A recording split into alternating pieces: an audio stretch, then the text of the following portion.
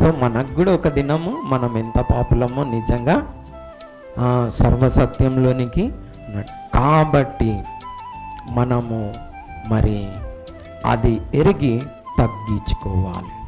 తన్ను తాను తగ్గించుకున్నవాడు ఎప్పిపోవాడు, తన్ను తాను హెచ్చించుకున్నవాడు.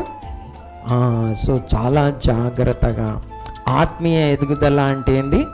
పై స్థితి నుంచి కింది స్థితికి రావాలి. యేసుక్రీస్తు ప్రభు కూడా తన్ను తాను ఎలా తగ్గించుకున్నాడు? దేవునితో సమానంగా ఉండే, కానీ ఎలా తగ్గించుకున్నాడు? మానవ రూపు దాల్చుకున్నాడు, రిక్తునిగా చేసుకున్నాడు, మానవ రూపు దాల్చాడు.